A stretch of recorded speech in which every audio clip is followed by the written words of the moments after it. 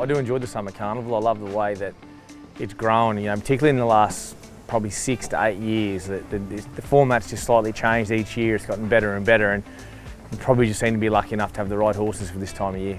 Odeon lays it down to Bella Nipotina. Isotope going to third. Will it be too late? She's coming hard. Odeon in front. Isotope's charging home down the outside, and she got up. Isotope, the Queenslander, knocked off Odeon right on the post. She's a beautiful filly. She's probably a horse I've got an awful bunch of time for. She's probably if she's not the best horse in my stable, she's right there. She went out for just a routine break after the Arrowfield in Sydney, and they noticed she was a little bit off her game in the paddock. She seemed to be a little bit colicky. So we're lucky enough, had a really good person on hand down there, and the vets at Agnes Banks in Sydney had a look at her. She was there for about a night, and they realised that it was going to be pretty nasty. So she had an impaction colic, so basically she had something stuck in her stomach that couldn't pass through.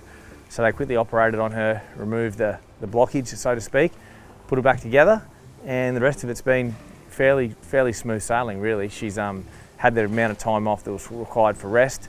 Then she was rehabilitated out at Embrook. The treadmill with Letitia just brought along quite quietly, and into here, and we've had a smooth prep so far. Now, I was always pretty keen. By the time I got her back in, I knew I had enough time to have her ready for Magic Means Day. I didn't know whether we'd get the running on New Year's Day or not, and it sort of didn't really matter. I was always happy to take as long as what she needed to come back. So, always target to get to Magic Means Day, but now she's come along really nicely. Have not had one kink in the road, so New Year's Day sort of tells me then whether I can go to one of two options on Magic Means Day or whether I just go to the 1200. Look, she's had the trial, plus she had a 1,000-metre jump out as well, so she's had a really good base under her. She's done plenty of track work. She's actually been working with Crone all preparation, so they're two pretty handy mares to have together. Realistically, it will depend on the track conditions on the weekend. If it was a real testing track, I'd just expect a really nice first up run. If the track was conducive to being a normal sort of 1,200 metre race, like an easier type surface, then I'd expect her to be very hard to beat, because I think she's a quality mare. She's no problem shaping up fresh, and she's done enough work to be fit enough for the 1,200. If I thought she could stretch out to that 1,100-1,500, I'd love to have her in the Coolmore in Sydney in the autumn. It's probably always been my plan to get to Sydney again with her, or we'd just leave her here for the winter. So I'm not totally sure yet. I just want to have a few decisions to make post Magic Means, but at this stage we're keen to take her away to Sydney in the autumn. Snow Valley just in front, but here's a Theory on the outside. Snap Dancer run time. Next one is Knee Dorpen, working home Dumbrady Power. Snow Valley the insider Theory, flashing like the insiders. Crone, photo, Crone's dived at a Theory.